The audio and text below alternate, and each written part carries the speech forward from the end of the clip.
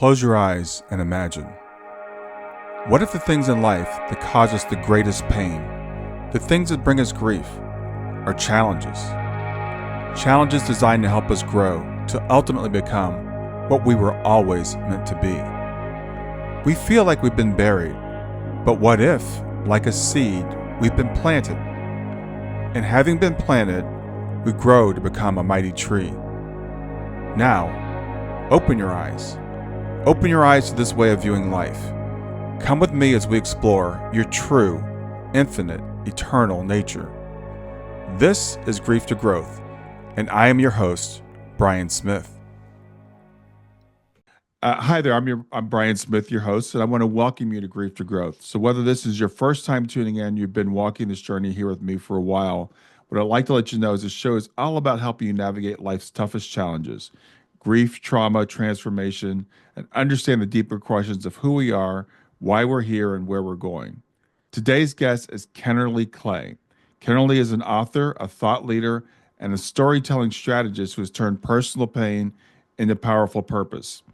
Her award-winning memoir, Letters from East of Nowhere, Daddy's Words to Live, Drink, and Die By, dives into the tangled territory, I should say, of family, addiction, and forgiveness, all through the lens of intimate letters from her father. Kennerly's story is raw, it's honest, and it's surprisingly full of humor and hope. In this episode, we'll explore how she used these letters not only to make sense of her past, but to transform it. We'll talk about how writing became a lifeline, how forgiveness became a superpower, and how even the most dysfunctional stories can be framed into something redemptive. If you've ever struggled with forgiving a loved one or yourself, you want to stay tuned. Kennerly opens up about the freedom that comes from embracing our past instead of running from it, and how storytelling can be a profound tool for healing and for self-discovery. By the end of our conversation, you'll walk away with inspiration and maybe even the courage to look at your own story a little differently.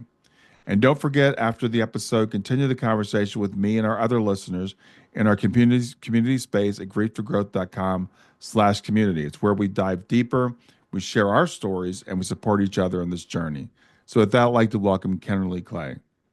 Really honored to be here, Brian. Really great introduction as well. I'm like, wow, that really nails it. Yeah. Thanks. I appreciate that. It's really interesting, Kennerly, when I do these podcasts, they seem to come in like themes or waves or something. Mm. And just yesterday, I interviewed someone who had a really crazy story with his father, and a story of forgiveness and trying to heal that family trauma. And I understand that's a lot what your story's about, also. So tell me about your father. Yeah, well, thank you. And I grew up my father left when I was really little. And by left, I mean like he kind of just sort of drifted away because he was a long haul truck driver and he was out on the road for many, weeks and months at a time sometimes. And then ultimately he went on to start his own family and started another family rather. And I really, throughout my childhood, I had a relationship with him, but I also, it was very, not consistent. It wasn't like we had like alternating weekends or something like that. It was more like whenever my father could find a few hours in his life to come see me or to invite me to his house or whatever. Um, so he was really absent from my life for, a large part of my childhood. And Hmm. when it, he was also a drinker. Both my parents were drinkers, and um, you know, as as a child, oftentimes I'd have those moments where it's like I'm sitting and waiting all Sunday, waiting and waiting for my father to come, right? And sometimes he would come and sometimes he wouldn't. You've heard these kinds of things, right? And my mother shielded me from what was really going on. And oftentimes it was, he was probably too inebriated to drive to come see me, Hmm. or he was dealing with the very real challenge of two families and making sure everybody's satisfied, and he's got one day off a week, if that, um, but those kinds of moments of me waiting for him and feeling like he didn't honor me built up into, resentment towards him. but a very complicated sort of feeling too, because I was also very grateful for any time I got to spend with him, right? And if you don't live with that parent, it's almost like a getting to know you over again every single time, and I didn't want to rock the boat. That's kind of, that's how you become, the divorced kid, single mom family, it's like going back and forth. It's like you become that kid who wants to keep the peace and doesn't want anybody to get upset with each other and all that kind of stuff. So, um, but long and short of it is I myself became an alcoholic at a young age, and I got sober at a young age as well. And in doing the work to acknowledge those places in my life where I needed to forgive myself or others, right, was actually a moment with my father. And I'd love to share this passage with you at some point, but Mhm. it was also like a moment where I got to say to him courageously, this is what it was like to be your kid. This was the impact on me. It really sucked, and I never had the courage to say that before. And now I've said it, right? And frankly, that opened something up for me for the rest of my life with my father. Because if I hadn't had that moment and that courage, I wouldn't have full self-expression in the relationship, right? Which means I Mhm. just wouldn't have fully been myself with him for the years to come. So, um, yeah, yeah. So I'll pause for a moment, Yeah. and So, what age were you when you had that conversation with your father? I was 21. I was 21 years old when I got sober. I was 21 years old when I had that conversation with him. Hmm. Yeah, and it's interesting. Yeah, yeah, it's just it really opened something up for many years to come. Like I said before. Yeah. And how did he respond? Um, that is another story. I would love to share with you a little passage about that Yeah, because please. it was significant. And they say, they say that you can't always expect people to react the way you want them to react when you have those kinds of conversations. So it was very Sure. much like that. So I'll just read a short bit here. So in sobriety, I saw that there were things I needed to say to my father that hadn't been said if he and I were ever to have an authentic relationship. One time when I was home from New York and visiting at his house, we went for a drive so I could talk to him privately. We parked in some field nearby. Daddy popped a beer as I proceeded to tell him about my long history of drinking from Hmm. adolescence and high school into the college years and about getting sober. I also told him what it was like to have been his kid, to live with all the disappointments and unmet expectations, the missed visits, the promises not kept, the sitting around all day waiting for him to show. We both just sat staring straight ahead at the field, never making eye contact as I talked and he listened. I just wanted you to know I forgive you, I said, turning to him this time. I just never had the courage to say anything before. Daddy took a swill of beer and puffed out his chest a bit. If I had known it was that bad, he said lamely, I would have dot dot dot. And all I heard after that was blah blah blah. Daddy making some suggestion that if he had been involved in my upbringing, none of this would have happened. An immediate signal that he wasn't getting me at all. There Hmm. was nothing he could have done about anything. I chose to drink, and that wasn't the point of this conversation anyway. In his deflection, there was no apology, nor any excuse. So I let his response wash over me like an ocean wave. And that's what the four step was like sometimes, I've been told. The people you make amends with. Either they don't get it or they won't accept your amends, or in some cases, they're just not around or alive to make the amends too. What did happen from that conversation, however, is that the burden of suppression and lack of self-expression with my father was lifted. And from that time on, I felt I had the courage to be straight with him and say whatever was on my mind. I Hmm. also knew that to have any kind of relationship, I'd have to take him as he was.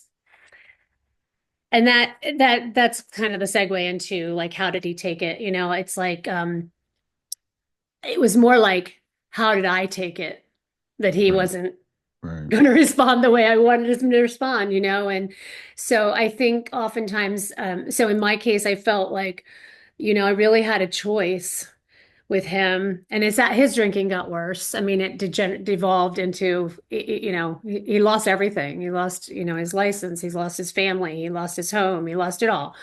Mm.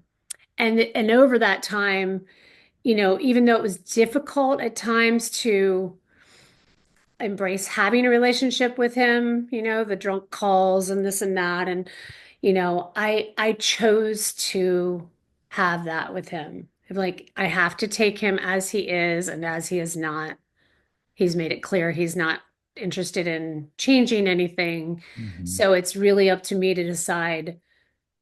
I could walk away and be like, screw him. I don't want to talk to you ever again. And some people do that with family members who've been, just afflicted with addiction and these repeat behaviors and so forth. But for me, it was important to still have some relationship with him. So it was an acceptance thing. Okay, Yeah. interesting. So before the forgiveness, before you forgave him, how were you feeling about your father up until that point? Was there anger? Was there resentment, or what were your emotions? Yeah, it wasn't angry so much, but it was definitely resentful. A lifetime of resentment sort of Mhm. built up around these sort of unmet expectations and, unkept promises and so forth. And um I was a bit dismissive of him when speaking about him with others, right? Mhm. Kind of a put down or a, like that. And I certainly didn't have any tools for how to, reconcile any of this with him until I started in a 12-step program and started getting some of that awareness and language and so forth. Mhm. So I would say it was mostly resentment, yeah, and a sort of suppressedness. Mhm. Okay, you know what I mean? Like, I was afraid to push him away by saying something that Yeah. could potentially be like, she doesn't want to be with me or something. And so it was just a very, emotionally, I was just a child with him, you know what I mean? Like, Right. versus like being sort of on par with, as I grew into adulthood. So I'd say that was kind of a big turning point. So you felt like, and I think from the passage you read after you had this conversation, you could be more of yourself with him. Hmm. Um, and how did he accept the way that you were after that? Did that change that dynamic? I think so. I think that he really grew to appreciate me as one who forgives Hmm. and accepts him and gets him. And I did actually get him. I really did get him. And this book is an honoring of who he was, flaws and all. Um, and I we became closer and closer throughout the years, even though he became a wet brain alcoholic and, at times was barely lucid at all. But through the art of letter writing, which is sadly a dying form, or already a dead form, pretty much. We wrote these letters back and forth, and he would share his life with me and his memories, and a lot of that formed the foundation for this story that I wanted to tell. Yeah. So, So tell me about the letter writing. How did that begin?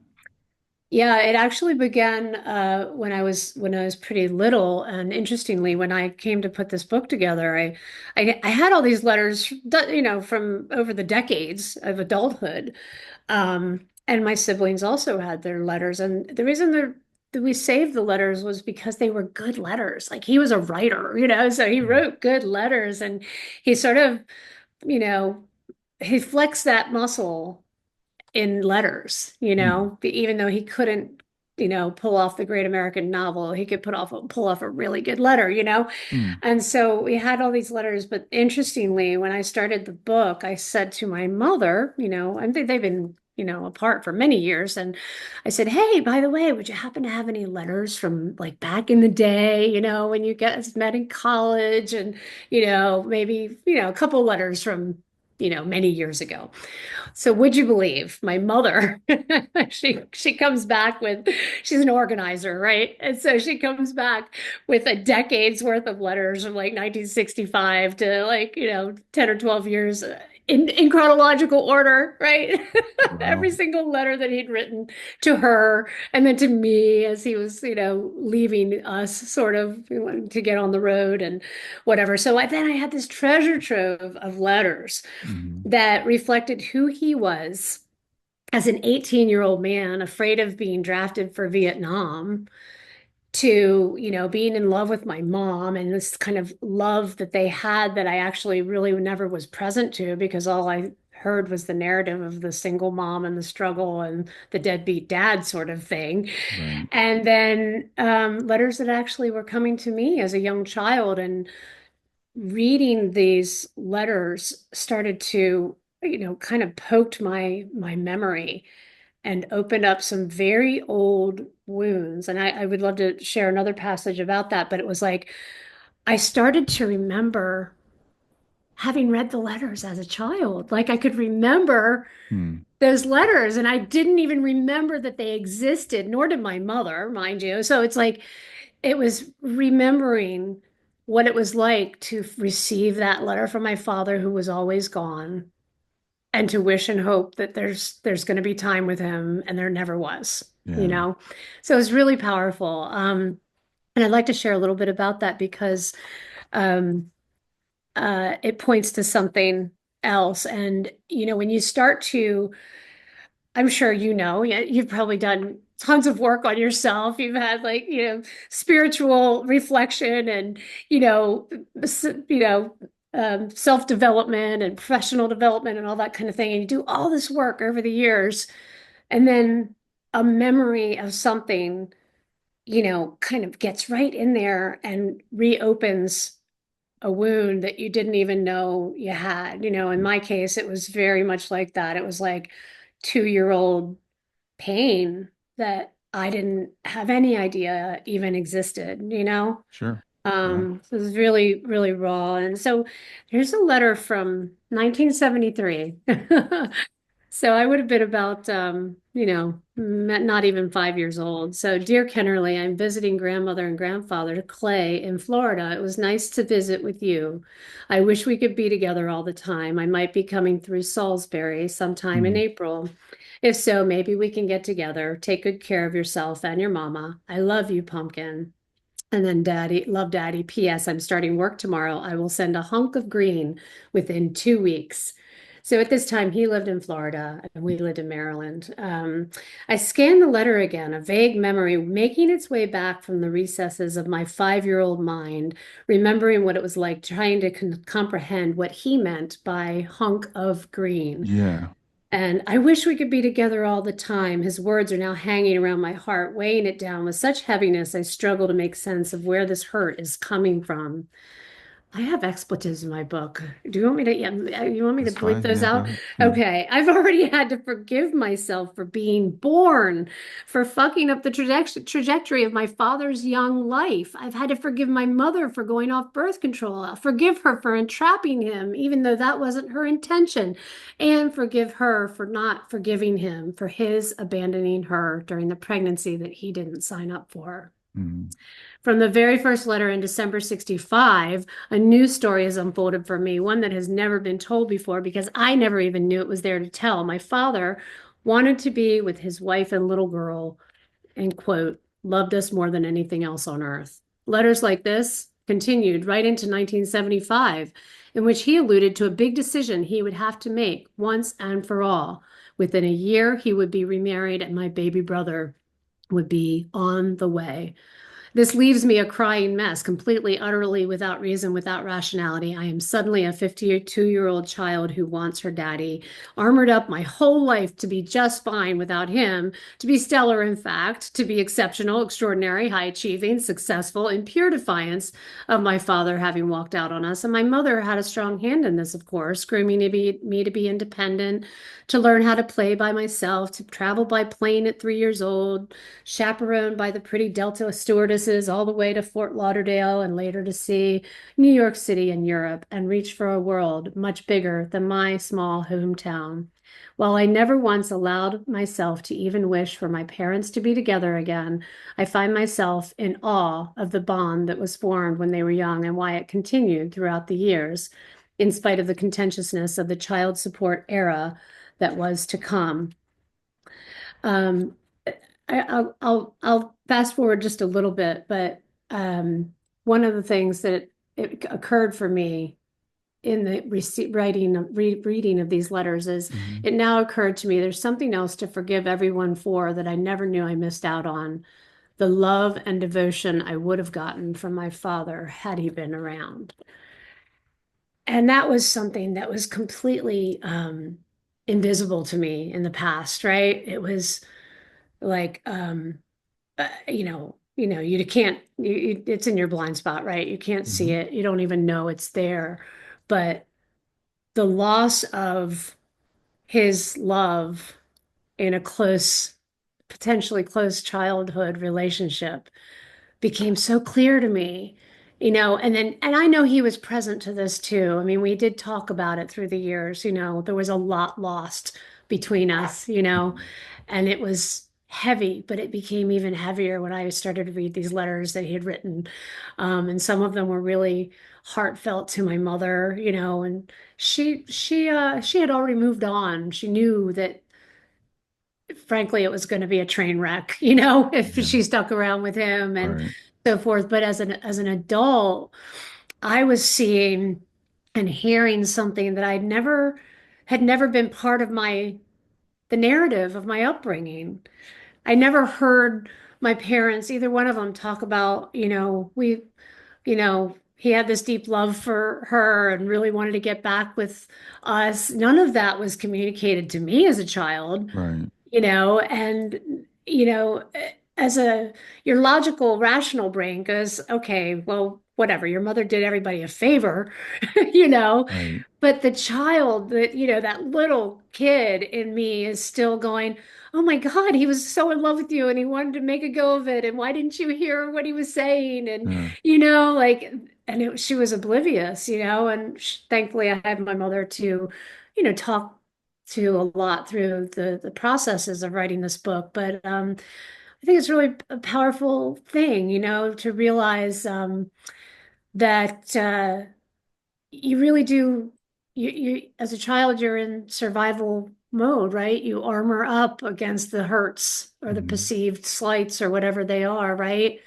And you might be aware intellectually that those things happen, but when you actually start to feel what the feeling was Yeah. that you suppressed as a child, it just comes oozing out of your pores, It's like, oh my gosh, it's in your molecules, it's in your bones, and it's like coming out everywhere. Yeah. So it was a Yeah. very cathartic experience, to write about some of these things.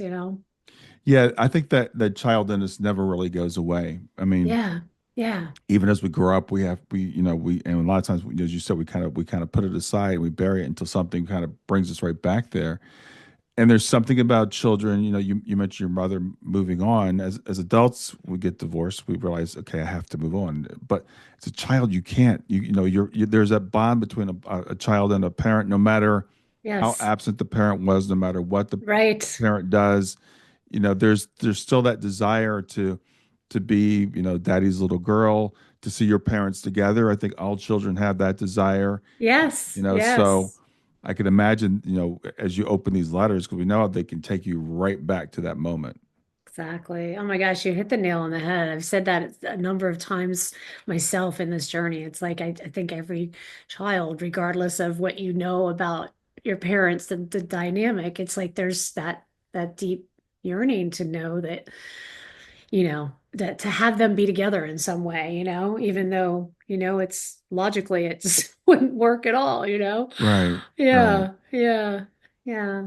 So you forgave your father while he was still with us, and you had that, Mhm. they had that conversation, which is great. But then I would assume it's after his passing when you started going through the letters and processing all that again. And we talked about this a little bit, but I know it takes you kind of back there. But As you were saying that, and I was thinking way back when I was young, 40 years ago, I took a course called "What You Are Is Where You Were When." And this guy, the Mm, training was like people, we see people, we see them as we perceive they are, but we don't know where they came from. And as you were reading these letters of your father as an 18-year-old, worried about the Vietnam War, did it give you a better understanding of like maybe why? Because we always want to know the why. Why did this happen? Why did he do this? right. Yeah, that's a really great question. And that was one of the, I think, really one of the most rewarding aspects of this endeavor. And I really did set out to understand who he was from many different vantages, right? Mhm, Not just mhm, my own. So I interviewed family members across the board, people who knew him as a child and who knew his upbringing and with my grandparents and certainly the letters revealed something. And one of the things specifically to the letters, it was really something to um it was like you could see the sort of the optimism almost, even though it was a very challenging time culturally in this country, right? And politically and so forth, was like there was a spark there mhm, of, you know what I mean, of engagement in the mhm, world as it mhm, was. And then you can see this sort of gradual sort of, moving away from what was real. This sort of the kind of lying to himself about what he was going to do or thought he could do, or making those false promises, right? mhm, And it's like you almost realize that maybe he knows he's pretending and he can't pull it off. And it's like, at what point did that start happening, right? Was it the alcohol? Was it just the overwhelm of and stress of two families and little kids and all that? Or what was it? Probably a combination of those things. Um, and my mother also, she had a really powerful experience too, going back through those letters because she too is a sober person and she could see the degeneration, and him develop, really falling deeper and deeper into alcoholism in mhm, these letters and the way he wrote and so forth. And he wrote to her actually for many years, even up until almost the time he died, as friends, mhm, after and it was for her very sad. She felt very sad, and she felt that she said to me that this project really impacted her a lot because she was able to see that she had lacked compassion for him.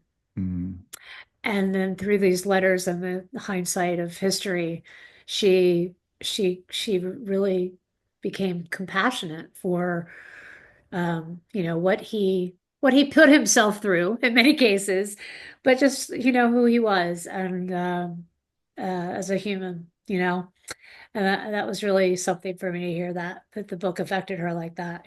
sure. Yeah. So when it comes to alcoholism, I think we have a better understanding of it now than maybe we did at the time when your father and your mother worked Yes. together, because we now understand that it's a disease, it's an addiction, and back then a lot of times it was seen as a character flaw. It's like Exactly. A just stop. weakness. Yes. So do you think maybe your mother, that was some reason why she had a little bit difficulty having compassion for him, because it was considered that, I think people just thought it was a choice.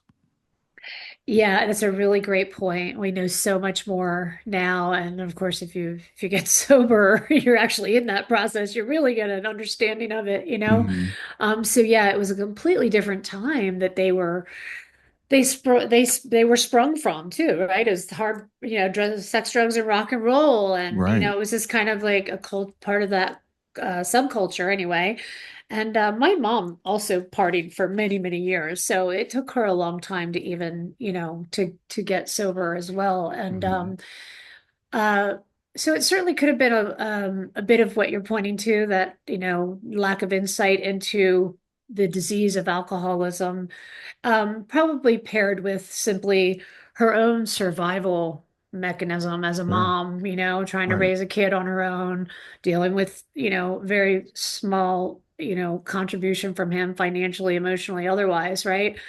And so she was just oblivious to his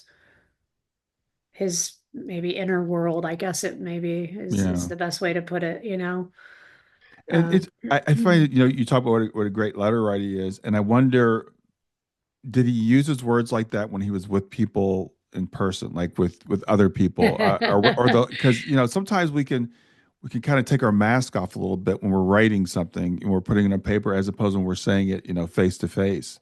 So, do you think maybe he was a little bit different person in the letters than he was, That's interacting with people interesting. face to face? Interesting. My father had a great sense of humor. I mean, like, and so his witticisms would come out in his speaking with people anyway, right? Okay, People okay. enjoyed that, being around him in that way. But I think in the writing, certainly he was able to say things, at length the way he'd like to say them, and he'd like the world to hear his words. So he did have he had an interesting way with words. Of course, I read you a letter from, like, he was just writing to me as a child, but Hmm. you know his he often started a letter with some kind of pontification, or I greetings from the Southwest baboon's asshole, or wherever he was. If he was in jail, he might have said it like that. Or I have a fine view looking over the whatever from Hmm. my, or he'd write from San Francisco, where he went back to many times hitchhiking, and even into his later years. I'm sitting where John Steinbeck's last rites were, and da da da, stone's throw from where we lived in 1968, or whatever. So kind Hmm. of set the scene in some way. Yeah. And often he would write poetry, and he sometimes wrote things that now, when I look back at it, I have to make sure that it's actually his writing, because sometimes he would weave in his own words with what was already a song written by Bob Dylan or somebody, you know what I mean? But oftentimes he wrote pretty original things, and Hmm. the letters were engaging like that. Or he'd tell a memory, he'd share a memory, and it would all be almost like this, the memory would be written in story form, Hmm. and that was his way of expressing, you know, all of that. And in fact, so my father's his great American novel that was unfinished, and also most of the manuscript was stolen in a bag, that when he was traveling, was called East of Nowhere. Oh, Okay, so the book that I've written is called Letters from East of Nowhere. okay. And so he did sort of write passages of this book to me in letters. So when I went back to look through it, I thought, oh my gosh, look what he was doing. He was actually laying it down Hmm. for me. Maybe not consciously, but maybe subconsciously, handing over the story and the origin of his life and who he was in these stories and these letters for me to put it together. Wow. Wow. Yeah, Yeah. yeah, pretty neat. So he did begin a novel. He did, and I Wow. actually have a couple chapters of it. Okay. Um, but again, the rest of it got stolen in a bag somewhere in like Nevada or something, and he was kind of a hobo, in later years, he'd thumb from Florida all the way out to California, and he'd stop off in El Paso and sleep on rooftops, and you know go see a friend in Denver, but he always ended up in San Francisco, Hmm. um and then he'd make his way back at some point and go again, and so yeah. But somehow you were in contact with them through all those years. He still wrote letters. Yeah, he Wow. still wrote the letters. And, if he'd get to San Francisco and have some kind of, address at some soup kitchen or somewhere that he Mm-hmm. was helping out, or whatever he was doing, Mm-hmm. I would have, or maybe a PO box he'd have, and I'd be able to write to him there, and he'd write to me. And Wow. yeah, that went on for years. Yeah. Wow. Mhm. So I know you gathered letters. I know from your mother, or he wrote to your mother and to you. What other people were involved in the project? Yeah, great. So, of course, my siblings, and some of them were very keen on talking about all this. Some, I don't know when I say siblings, these are my half siblings, but I Hmm. always call them my siblings. And Sure. some of them were really keen to share and be interviewed, and others were just like, I don't really want to even go there. For them, they grew up with him in a way, and they really got in many ways the worst of him, because Mm. he was in their household, and really impacted their childhoods in ways that were far different from mine. Okay. But I spent 4 hours interviewing my mother. Interviewed my father's first cousin that he was very close to, and then he Hmm. spent childhood summers on a North Carolina farm with their family. And I interviewed an old college buddy and an old trucking buddy, and Oh, wow. yeah, just kind of trying to get these sort of different, aspects of who he was. Right. And it was successful in that way because I learned from a memoir writing course, that the more alternate points of view you can present, the more believable you become as the narrator. Hmm. So you know what I mean? So it's Yeah. like, don't take my personal perspective only, right? Let's give him some breath here with all Right. these other viewpoints. And that was really what I set out to do, like to do that for myself, to be able to see him in all these different ways, and to do that for everybody who read it, especially people in our family, because when you have a relationship with someone, you only kind of know them, you know, one directionally, right? You know them as Exactly. who you see them as, not, Right. not all the different ways that they are seen by others, right? Yeah, Yeah. that's exactly what I was going to say. Especially I think with our parents as children, we see them in a particular way, Yes. and I would make this motion. We kind of look up to them. Yes. And it's really interesting to talk to like cousins or siblings or, college buddies or whatever, because we're all multifaceted beings. We're Yes, not, we are exactly. much more faceted than, everybody knows a little bit of us, Yes. but nobody really knows us completely. So I would Yes. imagine through this project, you got to fill out the picture on your father. Yeah, that you articulated it beautifully. I that's exactly how I've seen it as well. And I do feel like I got to fill out the picture for myself. And I've had many, people in the family or friends say I didn't know all these things about your father. Good, bad, right? It doesn't matter. It's just Right. like, just I didn't know all of that, about him. And he was an interesting person, he was an interesting person. He was Yeah. very, very gifted, intelligence, and musically very passionate about music, and knew a lot about music, and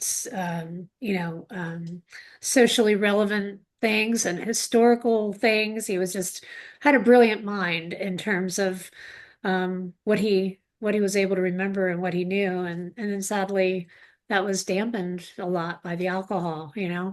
And I wonder sometimes if people like that, like this world is just too much for, people that are sensitive, Yes. we want to reduce people like to say, okay, alcoholic, did this, didn't, and I think sometimes it's like those people are just too sensitive for the world. And I imagine that time we talked about, um, it was a time of a lot of hope, but it was also a time of a lot of trauma.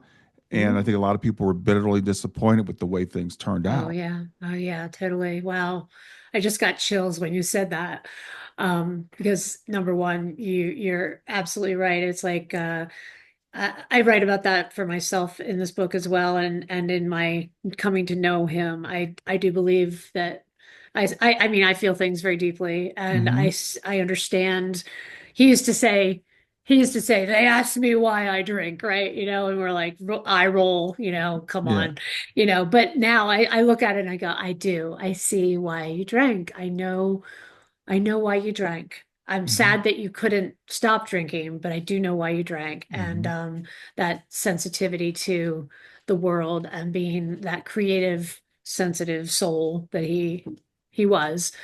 And also you just said you hit the nail on the head about that just deep disappointment of what came out of the 60s, like wow, all that and Yeah. and then was it for what was it for, right?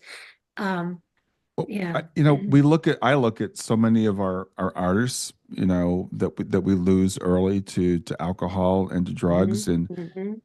we look at them and again, we're like, why would you have everything? Why do you do that? And I think it's because they feel the pain that a lot of us can kind of block out, Hmm. Hmm. and they might turn to something like that to numb it. So Yeah. I think it's really important to share. Like your father, you said he was an interesting person. I think everybody's an interesting person. I You're think right. Yeah. everybody Yeah. has Yeah. has great talents, and just some of us have different talents in different ways, and some of us again just have trouble really dealing with the insanity of this world. It's no great Yes. feat to be sane in a world that's Yeah. crazy, right? To be Yeah. well adjusted in Right. a world that's crazy. Absolutely. Absolutely. Absolutely. I also explored my father's upbringing, and he had I was very close to both of my paternal grandparents, even though they were separated when I was pretty young as well. But Hmm. my, violence in that household, in his upbringing was everybody in the family knew and heard about that. And so I explored some of that also in the book, Mm. and just trying to make sense of what are all the magic ingredients that go into making somebody the way they are when it comes to, it's nature, nurture, right? Whatever. Right.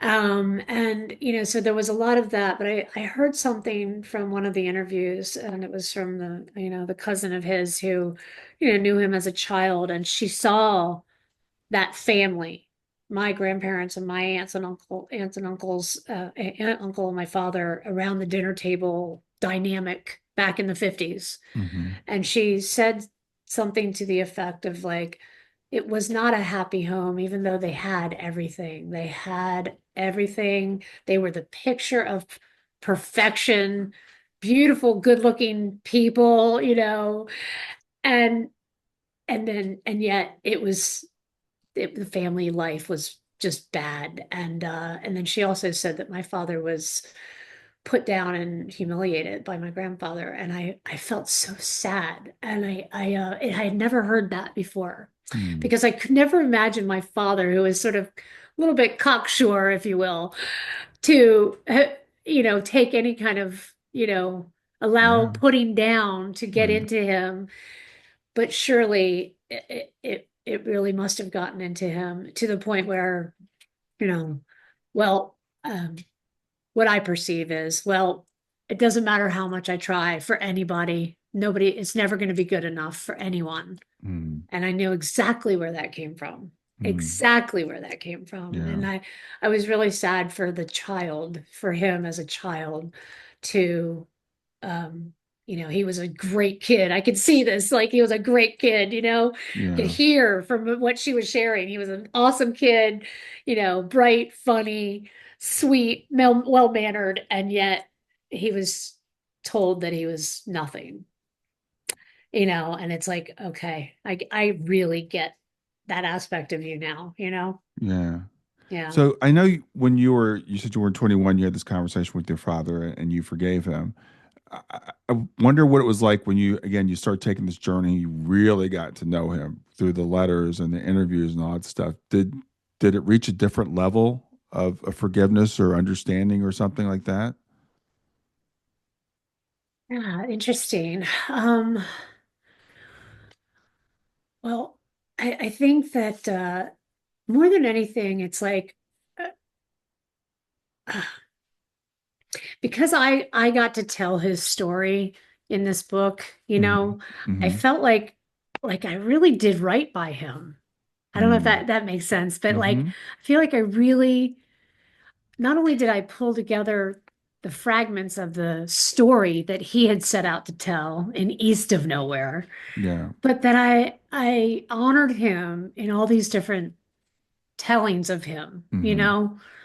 and and therefore like just really felt like I know him so completely. And I also felt that when he was still alive, like he wrote me a letter one time that said, you know, dear oldest daughter of mine, I mean the oldest child, right? I write to you because you know me well. And in the event of my death, you know, I want you to know this so you can share it with your brothers and sisters, kind of thing. Mm. And I don't remember him writing me that letter, you know, however many years ago, but when I Hmm. read it, it was like this message from the grave, Yeah. like, oh, he actually designated me to tell his truth.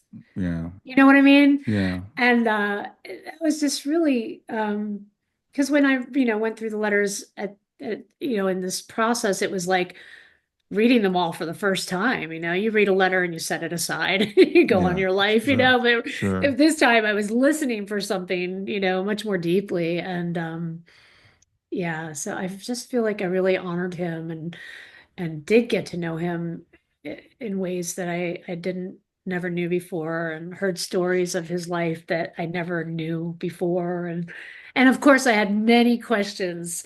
Oh man, I wished that I could have conversations with my father after having written this book, Sure. so many things I'd love to ask him now. So yeah.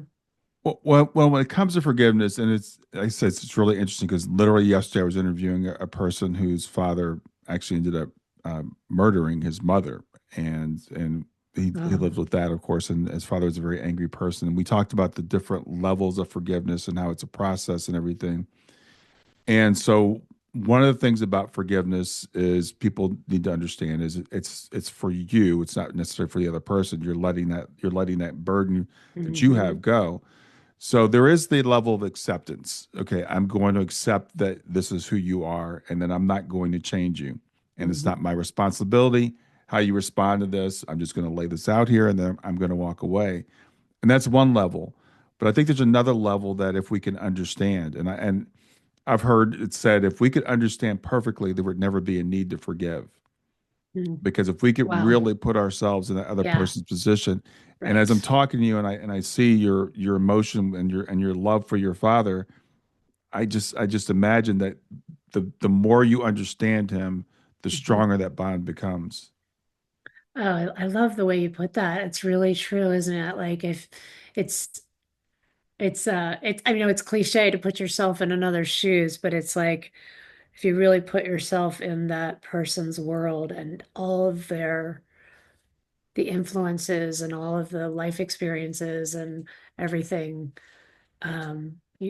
that's where you can't help but have compassion for them, right? And there Hmm. and forgiveness to me is kind of springing from that compassion for their humanity, right? That he was deeply flawed, and um so are we all. I Yeah, mean, really, like it's like, yeah, it's like, yeah, what I wouldn't there's so many things I'd like to be forgiven for as a parent, yeah, and yeah. so it like actually seeing my parents as, you know, um as myself almost, like, well, just trying to get through it all, and Right. they did what they did and they didn't do what they didn't do, and yeah. So, Caroline, I know you have got quite a varied background in terms of your professional career. What and you put this project together, you start reading the letters and stuff. Was it that made you decide you wanted to write it, that you wanted to share it with the world, and how was that process healing for you?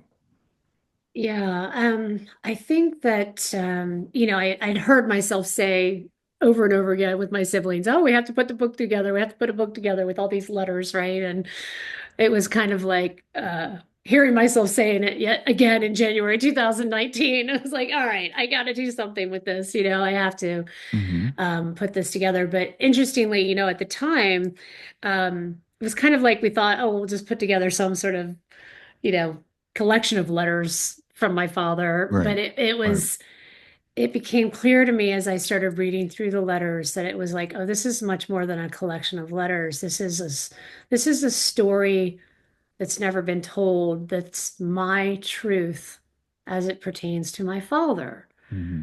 And I don't know if, other people can relate to this, but often, it's like as a child, being that, the single parent divorced child family, it was like I, I suppressed certain aspects of myself, especially when I was around his other family, or I never shared about my mother or shared about memories they shared with me or stories I was told about my childhood. I just sort of had to live the new family's life, Yeah, right? yeah, And so when I started to kind of unravel this whole thing, I realized, wow, this is my story. It's yearning to come out. It's like this story of my parents who were hippies and part of the counterculture. And, I was, conceived in the height of that era in San Francisco. And, it was a magical time. And there was all this stuff going on that they were a part of. And I want to tell that story, like yeah, I want to express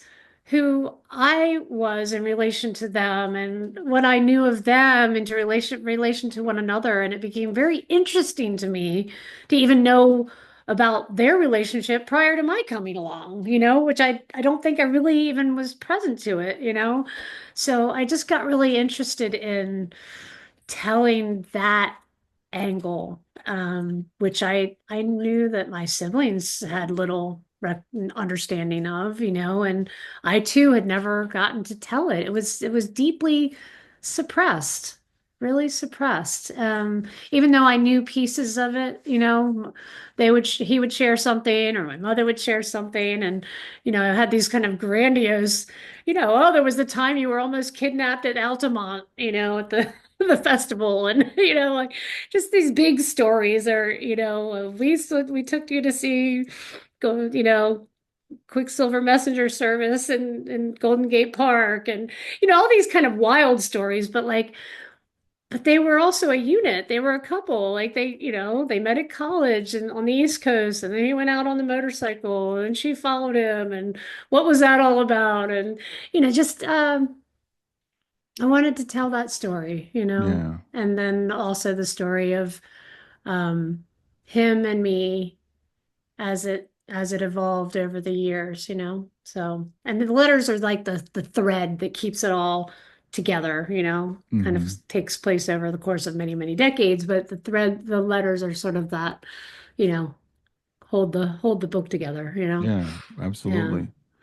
So, Kennerly, what would you hope if people, when people read your memoir, what would you hope they'll take away from it? Oh boy.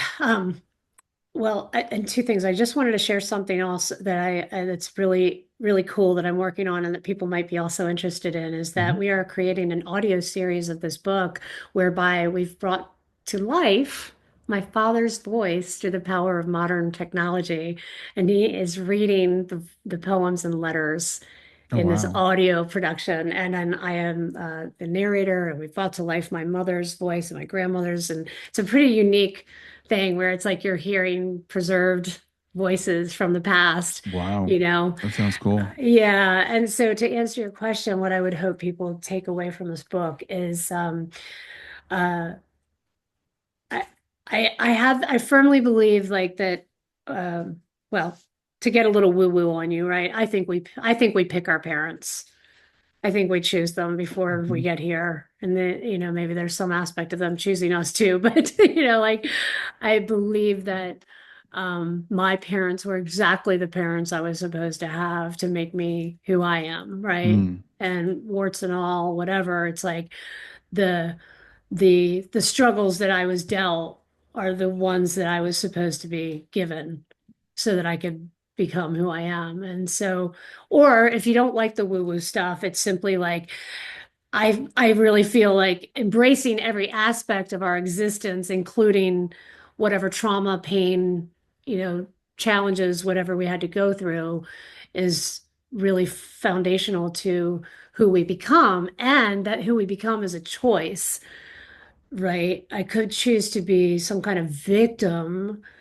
Well, oh, he was a jerk and I screwed up my life or, whatever. I mean, I don't actually even feel like that, but I mean, you could develop a story like Sure. that, right? Yeah.